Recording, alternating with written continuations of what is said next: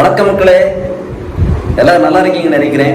புதுசாக பெரிய மாற்றம் வந்துடும், அது வந்துடும், இது வந்துடும் அப்படின்ட்டு ஒரு பெரிய ஏமாற்றத்தை நம்ம பார்த்துட்டு இருக்கோம். அந்த நடிகன் விஜய் கட்சியில் கேரளாக்காரெல்லாம் காரத்துக்கு போக வேண்டிய நிலைமையில இருக்குது. சரிங்களா, அவங்கெல்லாம் கேட்டு நம்மளை அசிங்கப்படுத்துகிறாங்க. நிறைய எனக்கு ஒரு சில ஃப்ரெண்ட்ஸ் எல்லாம் பார்த்தீங்கன்னா, என்னடா இவ்வளோ பூரா இருக்கிறீங்க, நாலடிச்சில் உங்கள் மக்கள் இப்படி இருக்கிறாங்க, நடிகன் பின்னாடியே சுற்றிக்கிட்டு நடிகனுக்கு ஓட்டு போட்டுட்டு இருக்கீங்க, அதான் சிஎம் ஆக்கி வச்சுருக்கீங்கன்னு காரத்துக்கு போகிறாங்க. இது ஒன்றும் சொல்கிறதுக்கு வழி இல்லை. கர்நாடகாவில் கூட கேட்குறாங்க. ரைட்டா, இது கேரளா கேட்கலாம். சரிங்களா, ஏன்னா மற்ற மாநிலங்களும் நடிகரை நம்பி ஓட்டு போட்டுட்ருக்காங்க. இதை மட்டும் சொல்லிடுறேன். இந்த டாஸ்மார்க், இந்த ஃப்ராடு தனம், சரிங்களா, அரசியல் ஆட்சி அமைக்கு முன்னாடி இந்த டிவிகே ரைட்டுங்களா, அந்த ஒரு ஃப்ராடு பார்ட்டி, இது டிஎம்கேக்கு ஈக்குவலான்ட்டாங்க. அது எந்த மாற்றுக்கிறது இடம் இல்லை. சரிங்களா, டிவிகே, டிஎம்கே, இந்த காங்கிரஸ், இந்த பிஜேபி எல்லா கும்பலும் ஒன்று தான் பார்த்துருங்க. அதுலேயும் திமுகவும் சரிங்களா, தாவேகா, அவங்களுக்கு எந்த மாற்றமே இல்லை பார்த்துக்கோங்க. ரெண்டுமே சேம் தான். ஆட்சிக்கு வந்த பிறகு பார்த்தீங்கன்னா டிவிக்கு என்ன சொன்னாங்க, நாங்கள் டாஸ்மார்க் விட்டுருவோம்னு சொன்னாங்க. அந்த டாஸ்மார்க் எடுத்து விடவே இல்லை. 700 சில்லற இப்போ அவங்க க்ளோஸ் பண்ணுவாங்களாம். இதெல்லாம் பெரிய கண்டுடைப்பீங்க. அப்படி பார்த்தா இப்போ வருமானம் 48,000 கோடிலேருந்து 50,000 கோடி அதிகமாக தானே ஆகி போயிட்டு இருக்குது. இது எவ்வளோ பெரிய ஏமாற்றன்றீங்க. நீங்கள் சொல்கிறது எல்லாமே போயிங்க. நீங்கள் ஒரு நடிகரை நம்பி நீங்கள் ஓட்டு போட்டால் இப்படி தாங்க இருக்கும். சரிங்களா, சும்மா சினிமா பாணியில் நீங்கள் ஓட்டு போட்டு விட்டீங்க. மற்ற மாநிலத்தில் உள்ளவங்க நம்ம காருக்கு போகிறாங்க, கேவலப்படுத்துகிறான். இந்த மாதிரி இருக்குது. கொள்கையும் கிடையாது, நோக்கமும் கிடையாது, ஒன்றும் கிடையாது டிவிக்குங்கிற ஒரு நடிகை கட்சிக்கு.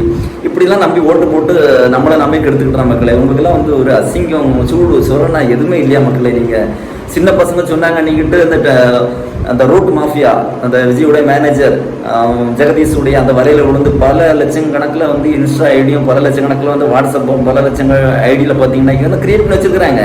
அவ்வளோ இருக்குது. இந்த ஃபேஸ்புக் ஐடியில் டூப்ளிகேட்டாக வாங்கிட்டு அதை பயன்படுத்தி இன்னைக்கு பாருங்களாம், அவ்வளோ போலி செய்திகளை போட்டு அவர் ஊனி பெரிய அளவில் பேசிக்கின்னு பாருங்களாம், கார்பரேட் அடிமையாக தான் இருந்துட்டு இருக்காரு. இவங்கெல்லாம் டாஸ்மார்க் எடுக்க மாட்டாங்க. இவங்களாம் அடிமைங்களை, கார்பரேட் அடிமைங்க எல்லாம் எடுக்க மாட்டாங்க. எப்படி மக்கள் நம்பி ஓட்டு போட்டீங்க? இதனால பலவிதமான பிரச்சனைகள் நடக்க போகுது பார்த்துக்கோங்க. எனக்கு இந்த டாஸ்மார்க் பாருங்க, டாஸ்மார்க்னால உங்களுக்கு அதை முழுமையும் எடுத்து விட்டாய்க்கு கேன்சல் பண்ணி விட்டாய்க்கு ரிமூவ் பண்ணிட்டாய்க்கு என்ன சொல்கிறாங்கன்னா, இப்போ அரசு நடத்த முடியாது, ஆனால் என்ன பண்ண முடியும், அதுக்கு ஆல்டர்னேட்டிவ் ரொம்ப நாள் ஆகும். என்ன ஆல்டர்னேட்டிவே தெரியாது உங்களுக்கு. கொள்கை இல்லாதவங்க கட்சிக்கு ஓட்டு போட மாதிரி அப்படி தானே இருக்கும். ஆல்டர்னேட்டிவ் உங்களுக்கு தெரியாது. அப்போ என்ன இது ஒரு மாய வேலையை நமக்கு கொண்டு பண்ணுறாங்க. டாஸ்மார்க் இருந்தாக்கி நமக்கு அதை வச்சுட்டு தான் நம்ம அரசு நடத்த முடியும், அதை இருந்தால் தான் நமக்கு சம்பளம் கொடுக்க முடியும்னு ஒரு போலியான அறிக்கை. இந்த பாருங்க, இந்த கவர்மெண்ட் அமைப்புகள்லாம் யாராவது போராடுறாங்களா பாருங்க. அவங்க சேலரி இன்க்ரீஸ் பண்ணுறதுக்கும் அடுத்த பே கமிஷனுக்கு மட்டும் தான் போராடுறாங்க. முக்கியமாக எஸ்பாசின்னு இந்த ஆசிரியர் பெருமக்களை சொல்லிடுறேன். சரிங்களா, உங்களுடைய தொண்டு மிகப்பெரியது தான். சரிங்களா, ஆனால் நீங்கள் இதுக்கெல்லாம் போராட மாட்டீங்க. எனக்கு உங்களுக்கு எல்லாமே பார்த்தீங்கன்னா உங்களுக்கு சுயநலம். அன்னைக்கு எல்லா மக்களும் போராடாத மக்கள் எல்லாம் பார்த்தீங்கன்னா சுயநலம் தான். அன்னைக்கு பொதுமக்கள் எவ்வளோ இதாக பாதிக்கப்பட்டு இருக்காங்க இந்த குடியார கும்பல்னால. பாருங்க, இந்த குடியார கும்பல் பாருங்க, இவனை குடிச்சு அழிக்கிறாங்க. இவனால எவ்வளோ பாதிப்பு பாருங்க. நான் நேற்றைக்கு நடந்து வந்துட்டு இருக்கேன், என்ன ஒருத்தன் மோதிட்டான். சரிங்களா, பேக்கில் நான் என்னன்னு கேட்குறேன், என்ன சண்டைக்கு வரான், அவன் தகாத வார்த்தைகளை பேசுகிறான். இந்த மாதிரிலாம் இருக்குது. அப்போ அவன்கிட்ட போய் சண்டை போட்டு பாருங்களா, அவனை நம்ம ஏதாவது கைகலப்பாக இதை பண்ணிட்டோம்னாக்கி ஏதாவது ஆகி போச்சு, நம்ம தான் ஜெயிலுக்கு போகணும். அந்த மாதிரி இருக்குது பார்த்துக்கோங்க சூழல். இவ்வளோ சூழல் அப்படி தான் இருக்குது. அதனால் நம்ம கடந்து வர வேண்டியதாக இருக்குது. ஒன்று. ரெண்டாவது பார்த்தீங்கன்னாக்கி அந்த 500 மீட்டர் டிஸ்டன்ஸில் இருக்கிறது தான் இது பண்ணணும்னு சொன்னாங்க. அப்படிலாம் கிடையாது. 500 மீட்டர், 600 மீட்டர், 700 மீட்டர்லாம் டிஸ்டன்ஸ் நிறைய சாராய கடை, டாஸ்மார்க்கை திறந்து வச்சுருக்காங்க. இதெல்லாம் மூன்றதில் என்ன பிரச்சனை உங்களுக்கு? ஏன்னாக்கி இவங்க கம்பெனி நடத்திட்டு இருக்கிறாங்க. சரிங்களா, அது திமுக இருக்கட்டும், அதிமுக இருக்கட்டும், இடத்துல எல்லா பார்ட்டிகளுக்கும் அது இருக்குது பார்த்துக்கோங்க. அந்த மாஃபியா கும்பல் இந்த சாராய கம்பெனி வச்சுருக்கிறாங்க. அதனால் அவங்களுக்கு வருமானம் போயிடும். இப்போ பார்த்தீங்கன்னா இப்போ டிவிக்கு அந்த கும்பல் ஆட்சிக்கு வந்த பிறகு, நடிகங்க கடிச்சு ஆட்சிக்கு வந்த பிறகு என்ன நடக்க போகுது, இந்த சாராயத்தை பார்த்தீங்கன்னாக்கி அப்படியே மார்டின் கும்பல், மார்டின் திருட்டு மாஃபியா கும்பல்கிட்ட கொடுக்க போகிறாங்க. அவங்க டெண்டர் எடுப்பாங்க. இல்லைனாக்கி ஏதோ கமிஷன் பார்த்து கண்டிப்பாக ஒரு எலெக்ஷனுக்கு ஃப்ராட் தனமாக டிவிக்கு செலவழிச்ச 3000 கோடியை கண்டிப்பாக எடுத்துருவாங்க பார்த்துருங்க. அது கண்டிப்பாக அதில் எந்த ஒரு மாற்றுக்கருத்து இடம் இல்லை, எடுத்துருவாங்க. அதுதான் அந்த கும்பல் இருக்குது. ஒரே குடும்பத்திலிருந்து 3 பேர் அமைச்சிருங்க பாருங்க. பல விதமான கட்சிகள்ல இருக்கிறாங்க. இந்த மாதிரி இருக்குது. மக்கள் எல்லாம் பார்த்துக்கிட்டு இருக்கிறீங்க. அதாவது உங்களுக்கு சூடு சொரணா எதுவுமே சாப்பாடு தான் சாப்பிட்றீங்களா மக்களை? நீங்கள் ஓட்டு போட்டவங்க டிவிகேக்கு என்ன தெரியல. ஒரு திமுக அதிமுக ஃப்ராடு கட்சிக்கு நம்ம மாற்று கண்டிப்பாக வேணும் தான். Right, okay. அதுக்கு வேற கட்சியும் கண்ணிலே படவே இல்லையா? ஒரு நடிகன் தான் கிடைச்சானே, கொள்கை நோக்கமற்ற கொள்கையற்ற ஒரு நடிகன் தான் உங்களுக்கு கிடைச்சானே மக்களே. சரிங்களா. இந்த நாம் தமிழர் கட்சி இருக்கு, 16 வருஷமா களத்துல போராடிக்கிட்டு இருக்கோம். தொண்டை தண்ணி வத்த, தொண்டையில புண்ணு வர, இந்த ரத்தம் வர வந்தாலும் பேசிட்டு இருக்காரு அந்த மனுஷன் சீமான்கிறவர். சரிங்களா. அவரை பற்றி 1008 அவதூறுகள், பொய் அவதூறுகள் எல்லாம் தான் பார்த்தீங்கன்னா இந்த ரூட் மாஃபியா கும்பல் வந்து ஃபுல்லாக வந்து இன்ஸ்டாகிராம்லேயும் ஃபேஸ்புக்லேயும் வாட்ஸ்அப்லேயும் பரப்பி விட்டு அது முழுமைக்கும் பார்த்தீங்கன்னாக்கி எல்லா தரப்பட்ட மக்களையும் சென்றடைஞ்சு அவர் ஒரு மோசமான அளவு சித்தரி. சரிங்களா. அவர் பின்னோக்கி இழுக்கிறாரு, அவர் மோசம், அவர் பார்த்தீங்கன்னாக்கி அதை பண்ணிட்டாரு இதை பண்ணிட்டாங்க. அவர் ஒரு ஆட்சிக்கு வந்தால் இதெல்லாம் செஞ்சாருங்க. அவங்க ஒரு கட்சி நடத்திக்கிட்டு இருக்கிறாங்க. தேவையான கொள்கைகள்லாம் அவங்களுக்கு நமக்கு என்னெல்லாம் தேவை இருக்குதோ எல்லா கொள்கையும் சார்ந்த திட்டங்கள்லாம் அவங்க வச்சிருக்கிறாங்க. விவசாயம் நோக்கி போகிறது, விவசாயத்தில் அவங்கள எல்லாத்தையும் கூப்பிடலாங்க. சரிங்களா. விவசாயத்தை பார்த்தீங்கன்னாக்கி வேலை இல்லாதவங்களுக்கு வந்து பார்த்தீங்கன்னாக்கி அந்த விவசாயம் செஞ்சுட்டு இருக்கவங்களுக்கு ஒரு கவர்மெண்ட் வேலையை கொடுத்து அதை நம்ம வந்து முன்னேற்றம் இல்லாமல் இருக்கிறதுக்கு தானே கொடுக்க முடியும். சரிங்களா. அதுக்கு நீட்டு எல்லாருமே போதுமான அளவு ஐடி கம்பெனியில் இருக்கிறாங்க, போதுமான அளவுக்கு வந்து ஆட்டோமொபைல்ஸில் இருக்கிறாங்க. அப்போ இன்னைக்கு நலிவடைஞ்சு இருக்கக்கூடிய ஒரு தொழில்னாய் பார்த்தீங்கன்னா விவசாயமாக இருக்குது. நிறைய ஏக்கர் கணக்கில் இருக்குது. எல்லாம் கொள்ளையடிச்சு போக, எல்லாம் வந்து ஃப்ளாட்டு போட்டு போக, எல்லாம் வந்து மாஃபியா கும்பல் வந்து கையகப்படுத்தி போக, எனக்கு அவங்க எல்லாம் காலேஜ் கட்டி வச்சிருக்கிறாங்க. எல்லா இடத்துலையும் என்ன பண்ணுறது, அந்த விவசாய நிலத்தை அழிச்சு என்னது பேடி கல்ச்சர் இப்போ என்ன வேணாலும் இருக்கட்டும், வாழைத்தோட்டம் சரிங்க தென்னந்தோப்பெல்லாம் அழிச்சு என்ன பண்ணியிருக்காங்க, காலேஜ் கட்டி வச்சிருக்கிறாங்க. சிறப்பு, அது நல்ல ஒரு பிஸ்னஸ் பண்ணிட்டு இருக்கிறாங்க. எஞ்சி இருக்கக்கூடிய சில விளைநிலங்களையும் சில ஃபார்ம் லேண்டும் பார்த்தீங்கன்னா என்னது இந்த மாதிரி வந்து ஒரு அரசு கையகப்படுத்தி அதை வந்து விவசாய நிலமாக மாற்றி அதை வந்து என்ன பண்ணுறது, பயிரிடுவதற்கும் வாழைத்தோப்பு தென்னந்தோப்பு இந்த மாதிரிப்பட்டது பண்ணி நிறைய அதை வருவாய் ஈட்டுவதற்கும் நிறைய நம்ம விவசாயத்தை நோக்கி போய் அதை வந்து என்ன பண்ணலாம், இளைஞர்கள் வந்து வேலை இல்லாத இளைஞர்லாம் நிறைய இருக்குன்னா அவங்களுக்கு கவர்மெண்ட் வேலை கொடுத்து பண்ணி வைக்கலாம். அது என்ன பின்னோக்கி இருக்கிறதாங்க.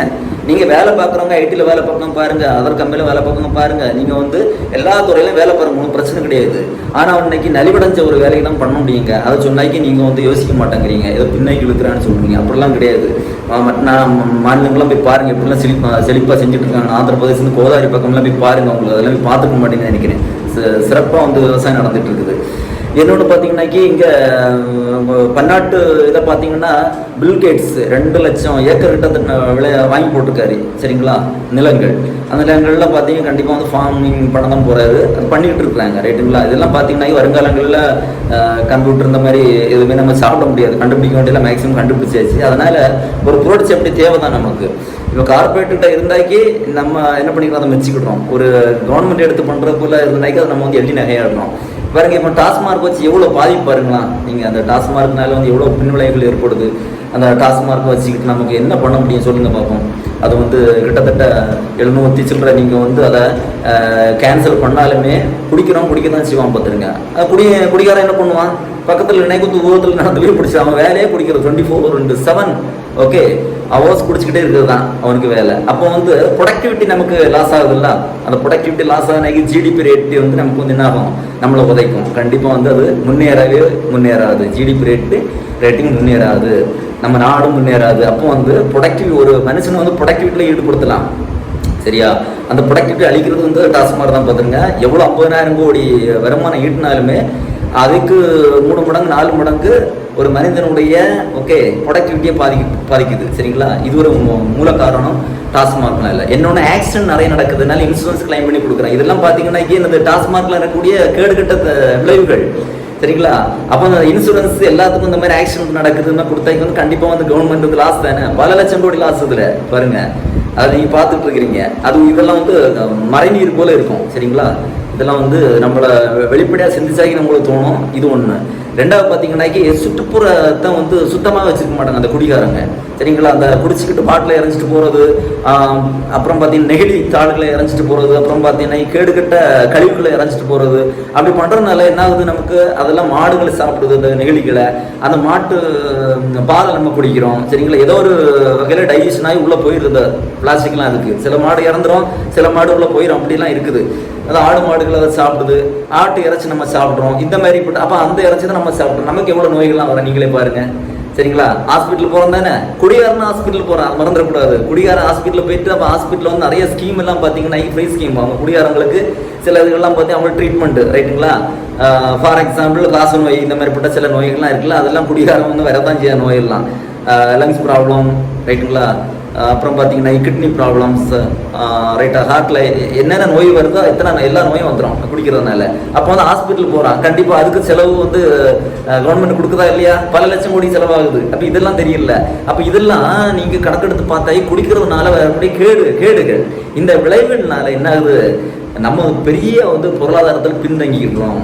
அப்போ இதை வந்து அரசியல்வாதிகளுக்கு தெரிஞ்சாலும் அவங்க வந்து எடுத்து செய்ய மாட்டாங்க. ஏன்னாக்கி அவங்க சொந்தமாக ஆலைகள் வச்சிருக்கிறாங்க, சாராய ஆலைகள். அதை வளர்த்து விடணும், அவங்க வருமானம் வரணும். அந்த வருமானத்தை வச்சு ஒரு பகுதியில் வந்து எலெக்ஷன் நேரத்தில் வந்து தவறுதலாக பயன்படுத்தி மக்களுடைய மண்டையை கழுவி அவங்களுக்கு ஓட்டு போட வைக்கணும். ஏன்னா குடிச்சிட்டு அடங்கி ஒருத்தன் வந்து மைண்டில் நல்லா ஸ்ட்ராங்காக இருக்க மாட்டான், சரியா? அவனுக்கு சிந்திக்க தெரியாது, உணர்வு இருக்காது, வரலாற்று பற்றி சிந்திக்க மாட்டான், எதுவுமே இருக்காது. அவன் என்ன இருக்க நோக்கம் கிடையாது. அந்த நோக்கம் இல்லாதவர்கள் ஆக்கி நம்மளுடைய வாக்கை வேட்டையாடுவதற்குரிய வேலைகளை தான் கடந்த 75 வருடங்களாக அந்த திருட்டு திமுகவும் அதிமுகவும் செஞ்சுட்டு இருக்கிறாங்க. அதில் ஒன் ஆஃப் தி பார்ட் தான் டிவிக்குரிய பிஜேபியுடைய பினாமி பார்ட்டி, சரிங்களா? வேற எதுவும் கிடையாதுங்க. பிஜேபியுடைய பினாமி பார்ட்டி டிவிக்கே மட்டும் கிடையாது. அதை திமுகவும் சொல்லிக்கலாம், அதிமுகவும் சொல்லிக்கலாம், சரிங்களா? காங்கிரஸும் பார்த்தீங்கன்னா பிஜேபி போல தான். இவங்க யார் வந்தாலுமே நமக்கு அழிதான். ஒட்டுமொத்தமாக நான் நாட்டு ரீதியாக சொல்லிக்கிடுறேன், அதாவது ஒன்றியத்தில் சொல்லிக்கிடுறேன். இங்கே சென்ட்ரலில் பார்த்தீங்கன்னாக்கி இப்படி இருக்குது. இங்கே ஸ்டேட்டில் உங்களுக்கு என்னது, நீங்கள் எந்த கட்சியை பார்த்தாலுமே அது டிவிக்கே இருக்கட்டும், டிஎம்கே இருக்கட்டும், ஏடிஎம்கே இருக்கட்டும், நல்ல கட்சியை வரவே விட மாட்டாங்க. ஒரு நல்ல சித்தாந்தம் உள்ள கட்சியை வர விட மாட்டாங்க. ஃபார் எக்ஸாம்பிள் நாம் தமிழ் கட்சி வரவே விட மாட்டாங்க. ஏன்னா அவங்களுக்கு வந்து காட்டுற இடத்துல சைன் பண்ணக்கூடிய கையெழுத்து போடக்கூடிய தரகர்கள் தான் தேவை. இன்னைக்கு விஜய் வந்து ஒரு முழு தரகர் பார்த்துட்டு பாருங்க. உங்க அஸ்ட்ராலஜிஸ்ட் மேனு ரைட்டுங்களா? ஜோதிடம் பார்க்குறவங்க எல்லாம் பார்த்தீங்கன்னா இதெல்லாம் வச்சிருக்காங்க. போஸ்டிங் கொடுத்தா 4 லட்சம் 5 லட்சம் சம்பளம் கண்டிப்பாக இருக்கு, வாய்ப்பு இருக்குது, சரிங்களா?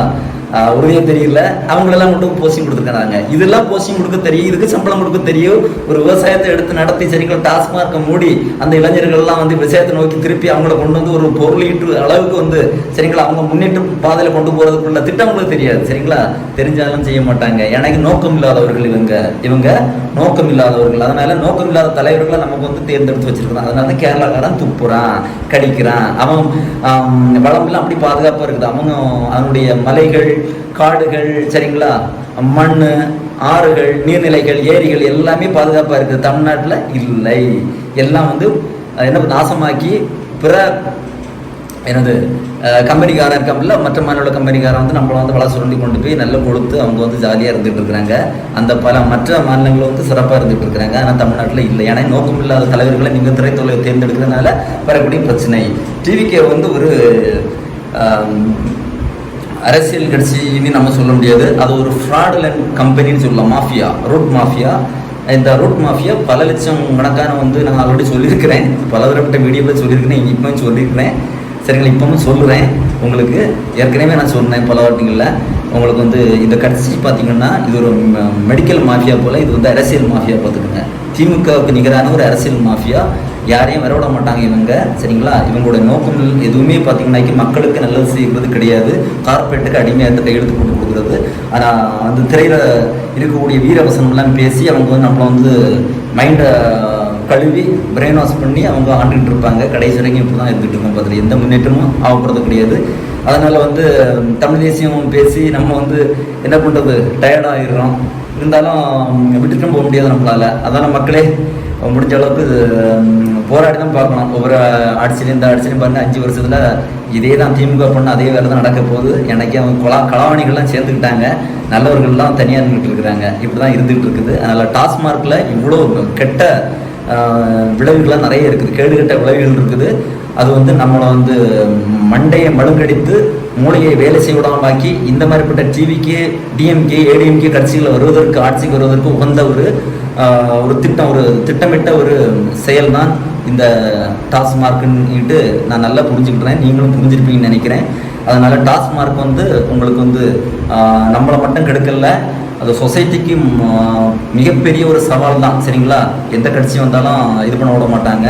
எனக்கு அவங்களால ஆதாயப்பட்டிருக்கிறாங்க. ஒரு தமிழ் தேசியம் சார்ந்த ஒரு கட்சி வந்தால் தான் இது கண்டிப்பாக நிர்மூலமாக்கப்படும், எடுக்கப்படும், சரிங்களா? என்ன ஒரு வீடியோவில் பார்க்கலாம் உறவுகளே, சரிங்களா? பெரிய லெங்க்தி ஆகி போயிடுச்சு. ஒரு 14-15 நிமிஷம் பேசிட்டேன். நன்றி. பார்த்து வந்து ஷேர் பண்ணுங்கள், சரிங்களா? இதனால் எனக்கு எந்த வருமானம் கிடையாது. நான் வந்து ஒரு சொசைட்டிக்கு வந்து விழிப்புணர்வு கொடுக்கறதுக்கான அவேர்னஸை கிரியேட் பண்ணுறதுக்கான நம்ம இந்த மாதிரி போடுறேன். நன்றி நண்பர்களே, நன்றி நன்றி நன்றி.